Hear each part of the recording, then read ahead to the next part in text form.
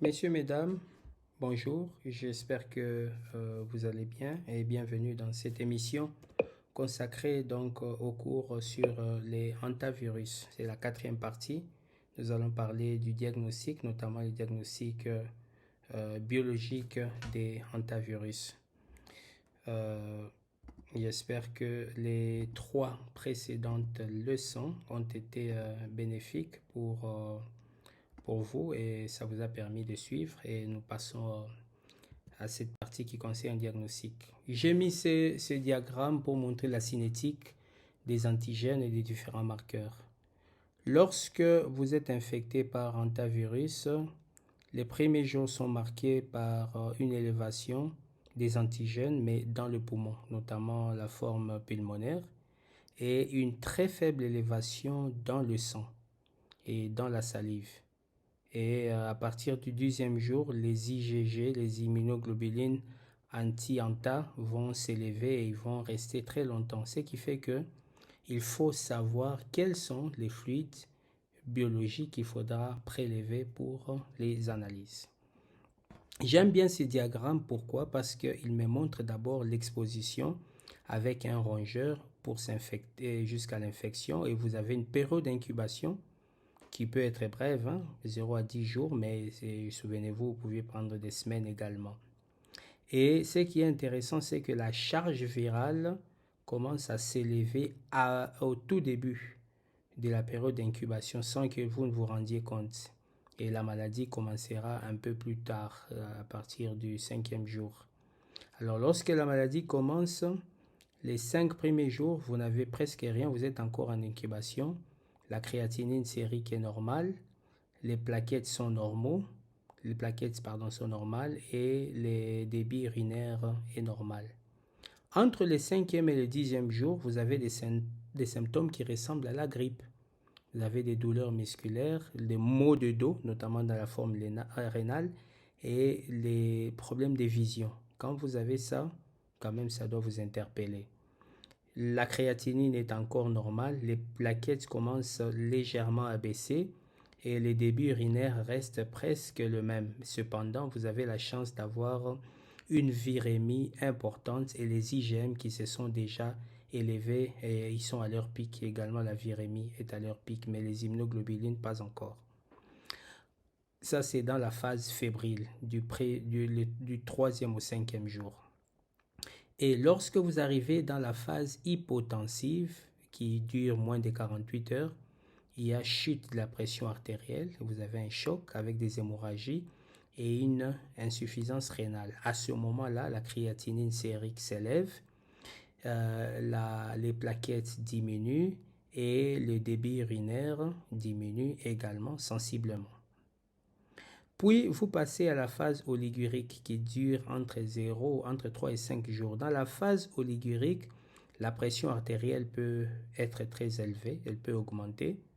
Et à ce moment-là, la créatinine reste toujours élevée, les plaquettes restent basses et les débits urinaires s'effondrent encore davantage. Au point de vue virologique, vous avez les IgM qui baissent, les IgG qui s'élèvent et les virus qui est quasi indétectable.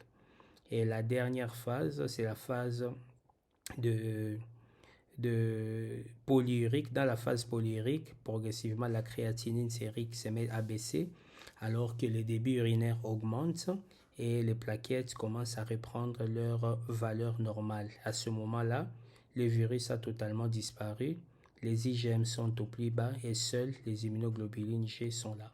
Et ça, c'est un élément important de la cinétique qu'il faut retenir. Et donc, la première phase, c'est la phase fébrile, fièvre, avec les symptômes semblables, douleurs musculaires, maux de dos, désordre visuel. Au point de vue biologique, sérum, plaquettes et les débuts urinaires dans les normes, mais le virus détectable dans les humeurs. Et évidemment, les immunoglobulines M également détectables. Dans la phase hypotensive qui dure à peu près 2 jours, vous entrez en choc, vous avez des hémorragies avec une insuffisance rénale. À ce moment-là, la créatinine sérique s'élève, les plaquettes commencent à baisser et les débits urinaires également s'abaissent. La charge virale ou la virémie commence à diminuer déjà, mais vous avez déjà un pic des IgM et les IgG commencent à s'élever. Dans la phase oligurique qui dure 3 à 5 jours, vous pouvez avoir toujours des hémorragies, l'insuffisance rénale se poursuit et elle se traduit par une créatinine sérique élevée et vous avez une hypoplakétose et évidemment les débits urinaires qui est faible et la pression artérielle qui s'élève cette fois-là. Et les IgG s'élèvent également alors que les virus est presque indétectable. Et puis dans la phase polyurique qui peut aller entre le 7e et le 10e jour, là vous avez carrément la pression qui reste élevée, la créatinine commence à reprendre sa valeur normale, les urines, le débit urinaire remonte et redevient, vous passez en polyurie, il devient même plus important que le débit normal et le taux des plaquettes essaie de reprendre sa valeur normale tandis que les immunoglobulines G sont présents. Alors, un petit rappel immunitaire avant de plonger dans la suite, c'est que les cellules dendritiques font le lien entre la réponse immunitaire innée adaptative. Pourquoi? Parce qu'elles capturent l'antigène et vont le présenter aux cellules de l'immunité adaptative. Et donc, les hantavirus préférentiellement infectent les cellules dendritiques, mais sans affecter leur fonctionnement. Mais par contre, les hantavirus, ça c'est un avantage, ils provoquent même leur maturation pour qu'ils agissent rapidement. Alors, les cellules dendritiques infectées vont servir probablement de vecteurs pour la dissémination du virus. Pourquoi? Parce qu'ils vont transporter les virus en tant que cellules présentatrices d'antigènes jusque dans les lymphonodes et les ganglions. C'est ainsi que plusieurs cellules vont être infectées, y compris ceux qui sont en cours de maturation. Et c'est à ce moment-là que la réponse immunitaire sera puissante, adaptative sera puissante parce que ils se rendent compte que les cellules ont été infectées, y compris la production des lymphocytes CD8 et autres, et la stimulation de la production des anticorps contre les virus. Il est commode de voir les IgM et les IgG, d'accord, car ils se développent très rapidement. Mais c'est plutôt les titres d'anticorps qui prend un peu plus de temps à s'élever, mais qui s'élèvent sérieusement. Les IgE en général s'élèvent chez les patients atteints de néphropathie épidémique et dans la forme rénale. Ces IgG joueraient un rôle dans l'élimination du virus, mais bon, ce n'est pas très clair si ce rôle est très puissant ou très faible. Et donc, ça se discute encore. L'ARN du virus peut être détecté jusqu'à 30 jours, mais vous l'avez vu que c'est facile les 10 premiers jours à cause de la cinétique que vous avez vue. Alors, comment s'est fait l'algorithme du diagnostic et de la surveillance? Lorsque vous suspectez un cas, vous avez un cas suspect d'hantavirus, qu'est-ce que vous faites? Premièrement, vous recherchez la notion de contact. Le plus facile, ça sera avec les rongeurs, les musaraignes, les campagnols, les rats, les souris et autres. Les travaux dans les fermes, dans les maisons, dans les prairies, dans les campagnes, dans les chalets, dans les cabanes, une sortie, etc.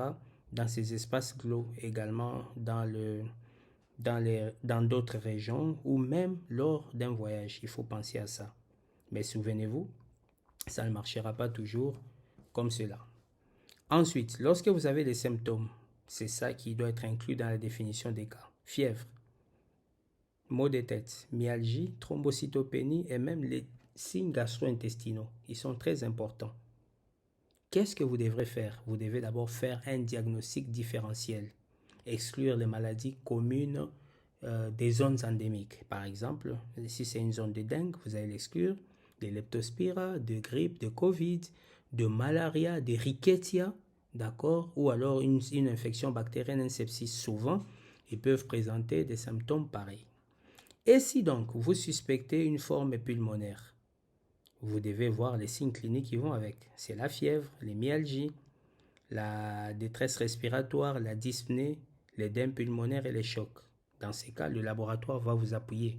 Très facilement, ils vont détecter une thrombocytopénie, une hémoconcentration, une élévation des lactates à cause de l'acidose et des globules blancs qui sont élevés. Lorsque vous faites votre radiographie, vous aurez des édèmes pulmonaires bilatéraux d'évolution très rapide. Le diagnostic ici, vous pouvez faire la sérologie. Si vous avez déjà loupé la phase virémique, vous pouvez faire les IgM qui sont très positifs. Mais si vous avez la chance, vous faites la PCR. Et bien sûr, vous pouvez également faire d'autres investigations génomiques et autres. Ça aussi, c'est possible. Mais alors, si vous suspectez la forme rénale, vous devez avoir des arguments, une hypotension, des manifestations hémorragiques, une oligurie, une protéinurie, une hématurie et une thrombocytopénie devraient déjà vous faire penser à une forme pulmonaire. Dans ces cas, le laboratoire va vous aider. L'élévation de l'urée et de la créatinine, la protéinurie, l'hématurie et bien sûr une leucocytose. Dans ce cas, vous ferez également la sérologie. Si vous avez déjà dépassé la phase virémique, c'est bien de faire la sérologie à la recherche des immunoglobulines M. Mais vous pouvez faire les tests acides nucléiques, donc les PCR. Et vous pouvez également faire d'autres tests, la bandelette urinaire et autres pour voir ce qu'il y a. Et si vous confirmez que c'est un cas d'atteinte rénale, évidemment, vous allez prendre les options selon la sévérité du cas. Idem pour la forme pulmonaire.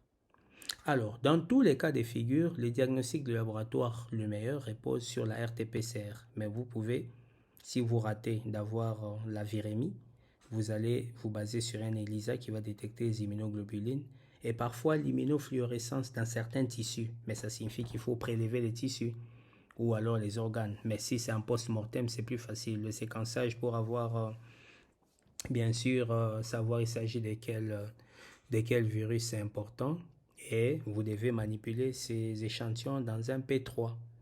Et ensuite, vous allez rapporter ces cas à la notification, signaler qu'il y a une épidémie. Et vous devez faire une lutte additionnelle dans l'environnement. Souvenez-vous, les facteurs écologiques et autres, la surveillance des rongeurs, d'accord, les mesures des PCI, vous devez les mettre. Et puis une surveillance intégrée One Health, elle est très importante.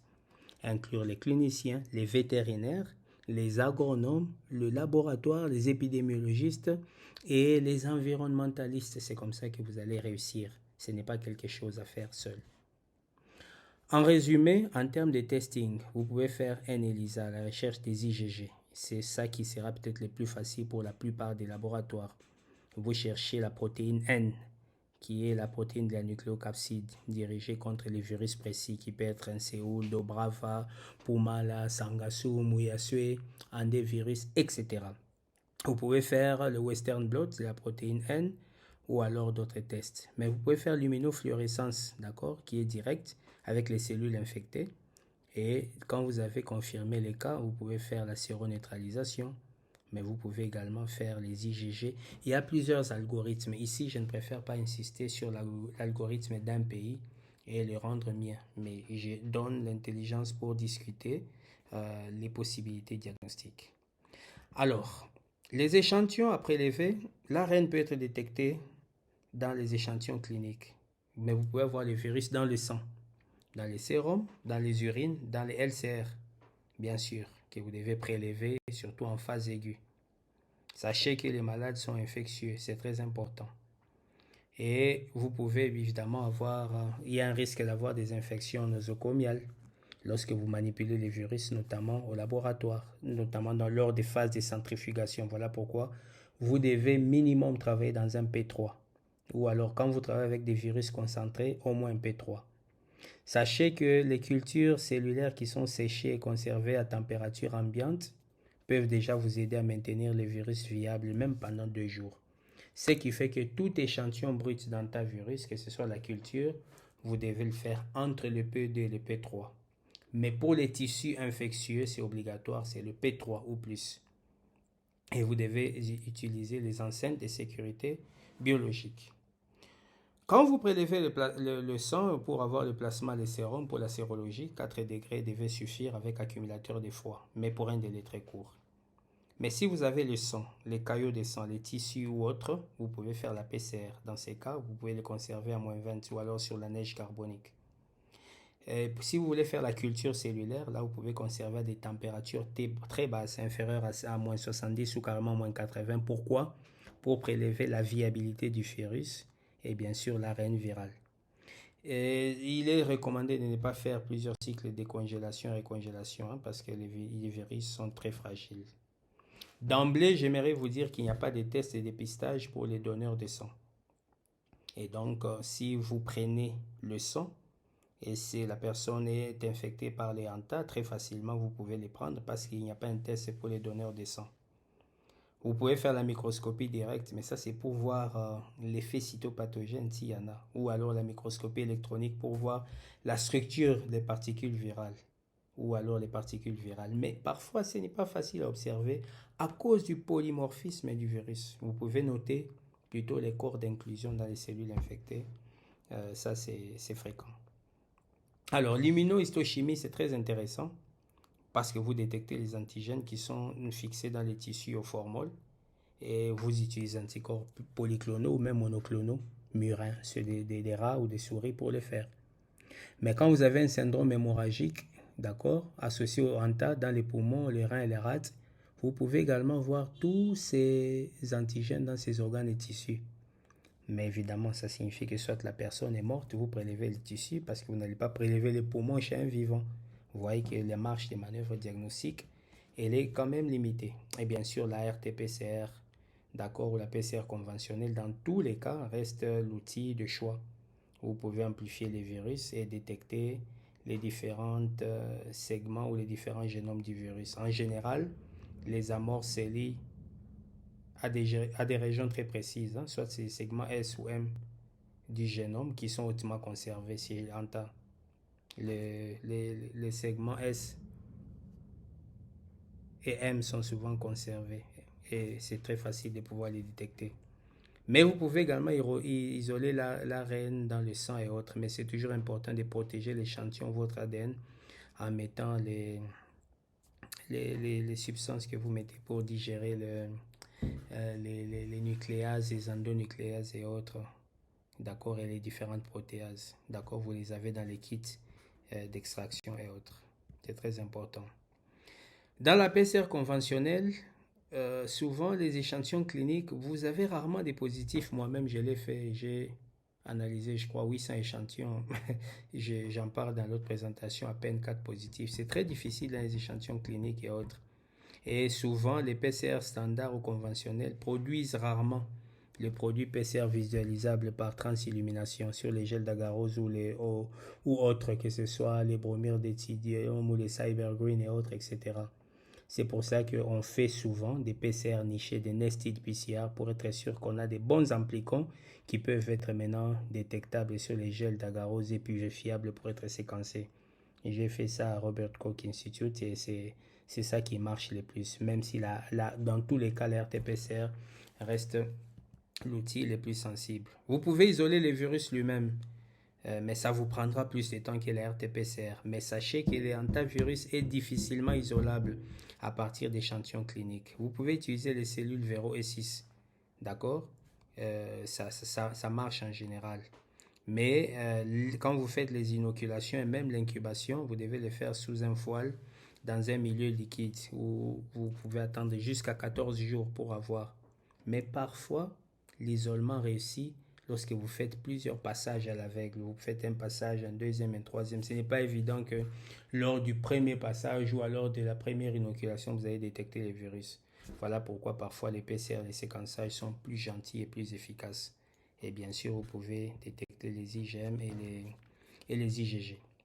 Alors, au laboratoire, en biologie, à part le diagnostic virologique, vous devez savoir que le diagnostic des hantavirus repose sur une triade hépatologique: thrombocytopénie, leucocytose avec décalage vers la gauche et puis lymphocytes immunoblastoïdes circulants.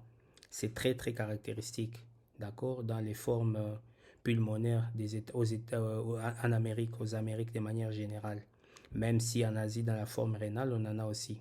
La thrombocytopénie, elle est très présente, hein, c'est plus de 70% des patients qui le présentent. Donc, c'est l'anomalie biologique initiale la plus fréquente. Bien entendu, vous pouvez avoir d'autres, telles que l'augmentation des leucocytes immatures dans les sangs périphériques, dans la bande neutrophilique. Mais, rarement, voilà, vous pouvez avoir des phénomènes similaires, par exemple les anémies sévères et lorsque les réticulocytes et autres précurseurs érythrocytaires immatures apparaissent dans la circulation périphérique. Donc, il faudra savoir différencier ce qu'est réellement votre infection au hanta des autres infections qui peuvent apparaître.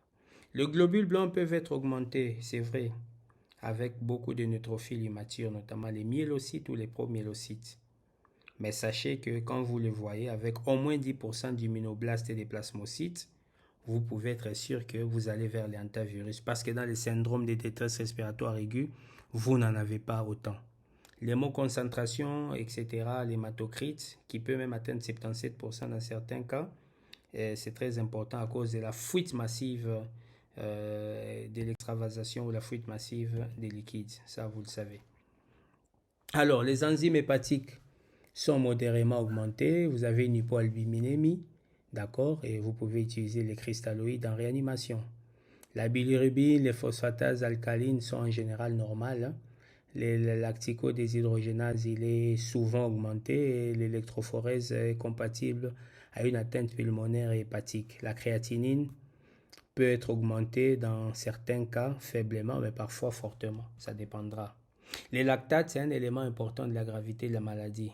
Quand vous avez les lactates augmentés en tant que clinicien, interniste, réanimateur et autres, vous savez que les lactates, c'est un indicateur d'une mauvaise perfusion tissulaire. Et donc, en urgence, vous devez donner, d'accord? Et en urgence, on a vu des cas de mort, d'accord? Avec une lactatémie supérieure à 4 millimoles par litre, malgré les traitements agressifs qu'on a pu mettre. Donc, il faut faire très attention. Pour d'autres, on a dû faire une CAC, une circulation extracorporelle pour les sauver. Donc, soyez très conscients que c'est une réanimation difficile. Donc, la thrombocytopénie, l'hémoconcentration, les lymphocytes immunoblastiques abondants et les enzymes hépatiques, l'hypoalbuminémie, l'acidose métabolique ou lactique parfois et l'histopathologie, d'accord? Ce sont des éléments qui vous indiquent que vous avez une infection hantavirus. Et lorsque vous faites l'autopsie, vous avez dans les poumons un liquide mousseux dans les bronches et dans les autres voies respiratoires. Et les poumons en général très lourds à cause de l'édème important.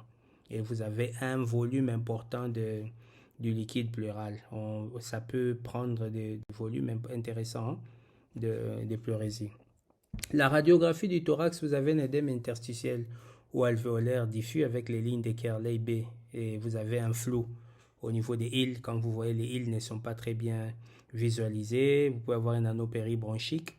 Mais en fait, vous avez une atteinte alvéolaire grave avec une hypoxémie très sévère et qui évolue vers une inondation alvéolaire. Et elle commence toujours par les zones qui dépendent des poumons avant d'atteindre des bronches, voulais-je dire, avant d'atteindre tous les champs pulmonaires dans les 4 à 6 heures. Et ça peut vous amener la mort parce que vous avez des pressions hydrostatiques intracapillaires qui s'élèvent et qui font sortir les liquides vers la membrane alvéolaire et hors des membranes alvéolo-capillaires et ça compromet l'hématose. Mais en général, quand vous regardez ces clichés, la silhouette cardiaque reste normale et n'est pas élargie. Mais par contre, vous pouvez voir les épanchements pleuraux importants au fur et à mesure que la maladie progresse. Et donc, en général, quelque chose à retenir, quand vous avez les syndromes pulmonaires associés au hantavirus, vous n'avez pas d'infiltrat lobaire, vous n'en avez pas.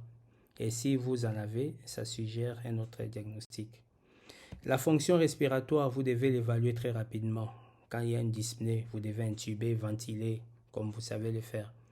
Dans le cadre de l'atteinte pulmonaire, un édème pulmonaire, vous devez le traiter comme un édème aigu du poumon. La gravité peut être légère jusqu'à la forme grave diffuse avec hypoxémie profonde. Vous devez utiliser tous les outils que vous avez en réanimation, la PaO2, la FiO2, etc.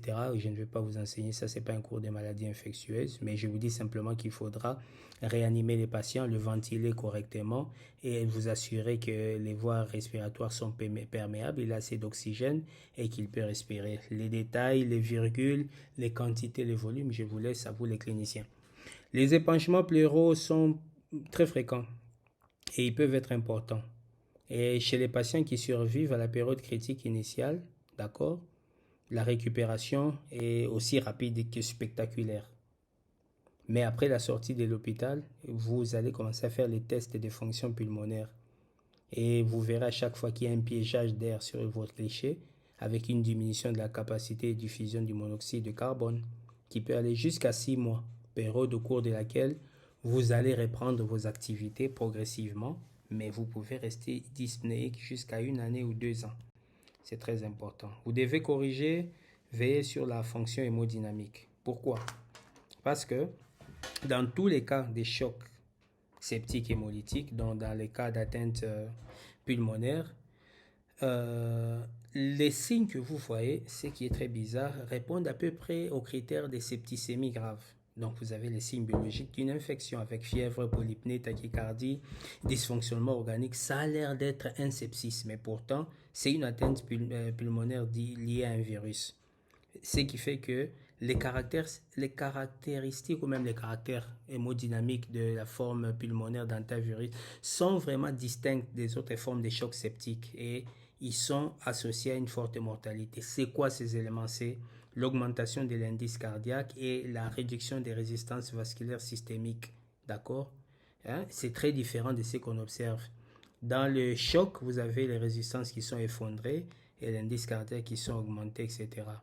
Par contre, dans les syndromes hémolytiques, dans les syndromes pulmonaires liés au hantavirus, vous avez un index cardiaque qui est effondré et les résistances vasculaires systémiques qui sont soit normales, soit augmentées. C'est ça la différence. Dans les sepsis, vous avez l'indice cardiaque qui est augmenté, les résistances vasculaires qui sont abaissées. Mais par contre, dans le syndrome lié au hantavirus forme pulmonaire, c'est l'inverse. L'index cardiaque est effondré, les résistances vasculaires sont normales ou élevées. C'est très important. Alors, chez les patients qui ont des syndromes de choc hémodynamique, par exemple ceux qui ont une hypovolémie, vous verrez naturellement une hématocrite s'élever, les pressions occlusives artérielles pulmonaires passent. Et chez les patients atteints d'hypertension artérielle, le volume systolique diminue, le débit cardiaque diminue également à cause de la précharge, les preloads, qui devient insuffisante. Mais vous devez noter que votre réhydratation intravasculaire ne va pas augmenter le débit cardiaque. C'est pourquoi? Parce qu'on pense qu'il y a une dépression myocardique. Les cardiologues vont très bien gérer ces cas. Vous pouvez faire une écho pour voir la fonction ventriculaire gauche qui en général elle est déficiente et vous décédez donc d'une insuffisance cardiaque gauche qui va évoluer progressivement. Et c'est l'élément terminal, presque systématiquement une hypotension progressive qui va évoluer vers un cœur qui n'a plus d'activité électrique et ça aussi, ça va vous entraîner vers la mort. Voilà, très, très triste de parler des choses dramatiques, mais c'est un virus pas très gentil.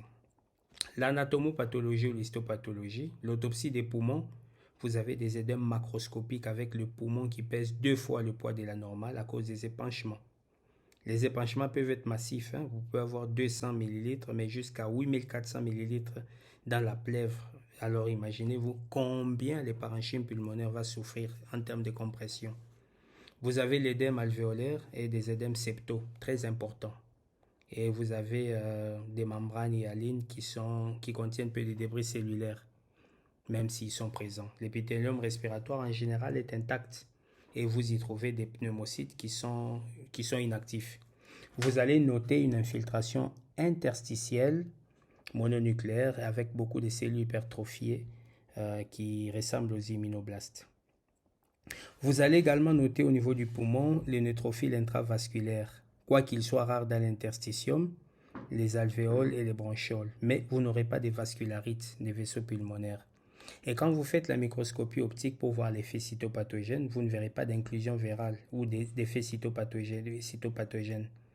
Et quand vous faites des colorations immunologiques spéciales, vous pouvez mettre en évidence les antigènes viraux au niveau des endothéliums. Mais les inclusions endothéliales à la microscopie électronique, pas microscopie optique, mais à microscopie électronique, peuvent vous permettre d'observer les particules d'une taille de 90 à 110 nanomètres et qui ont un aspect correspondant à celui des particules virales.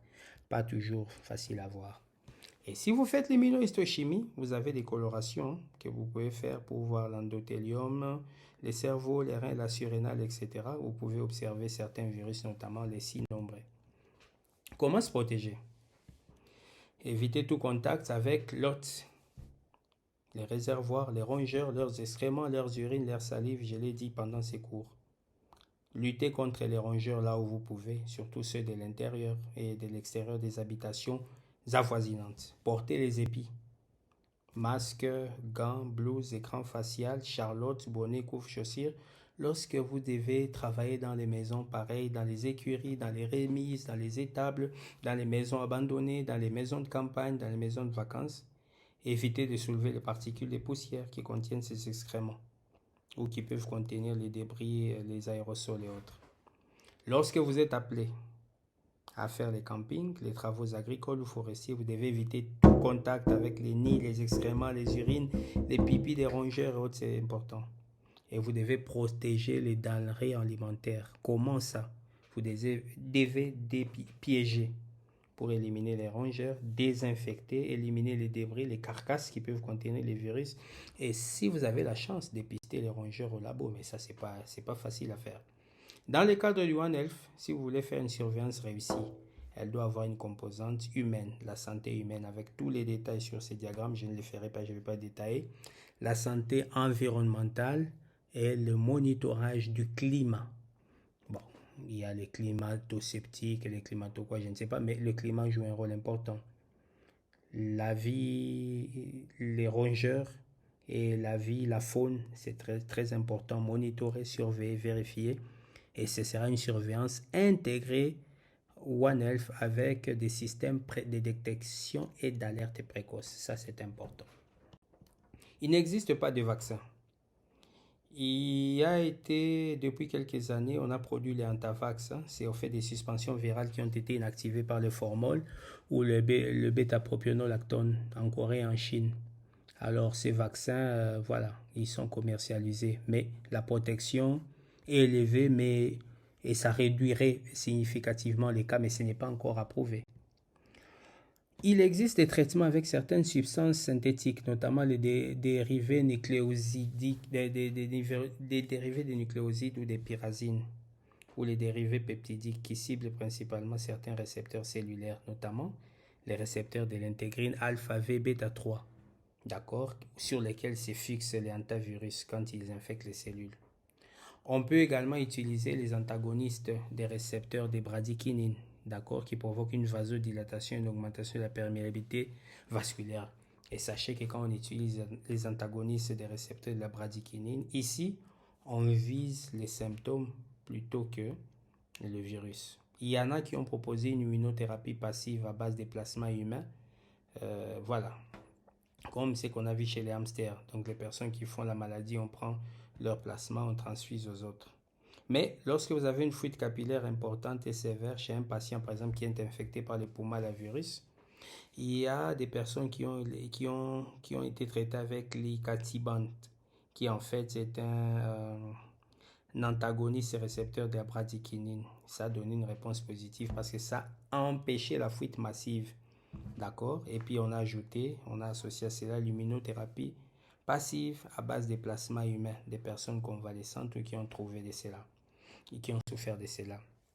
Il y en a qui pensent que, selon certaines études, que la ribavirine en intraveineuse dès les premiers jours de la phase clinique permet de réduire la morbidité et la mortalité dans certaines formes rénales, notamment dans l'Amazone. Mais ceci doit être associé à la ventilation mécanique, l'oxygénothérapie ou même l'oxygénation par membrane extracorporelle. Il y en a qui ont suggéré des sérums hyperhumides neutralisants associés bien sûr à la production d'anticorps neutralisants. On pense que ça peut protéger, mais ça reste ça nécessite des essais cliniques sérieux pour être validé. Et c'est ça, ce sont des alternatives que je propose parce qu'elles sont documentées, mais aucune d'entre elles n'est validée. Quand la fonction rénale est perturbée, une hémodialyse, une oxygénothérapie, un traitement du choc, bref, ça devient un traitement symptomatique ou alors, voilà, symptomatique. On dit que la ribavirine, qui est beaucoup utilisée dans les hépatites C, aurait certains effets in vitro et in vivo contre la réplication des hantavirus. Mais il me semble que cette action est non spécifique au virus et comme effet secondaire de cette ribavirine, on aura l'anémie. Donc, au final, il n'y a aucun résultat sérieux ou alors qui tienne. Voilà, mesdames et messieurs, l'intégralité du cours sur les hantavirus. J'espère que nous avons essayé d'être le plus large possible pour vous donner un bagage assez consistant, mais bien sûr, vous allez approfondir la lecture pour votre perfectionnement. Nous partagerons une dernière vidéo où on parlera un peu des activités de recherche qu'on a entreprises sur les hantavirus en RDC. Avec toute l'attention soutenue que vous nous avez portée, nous vous disons merci de nous avoir suivis et nous pensons qu'à très bientôt nous allons nous retrouver sur nos chaînes pour d'autres numéros. Merci, au revoir.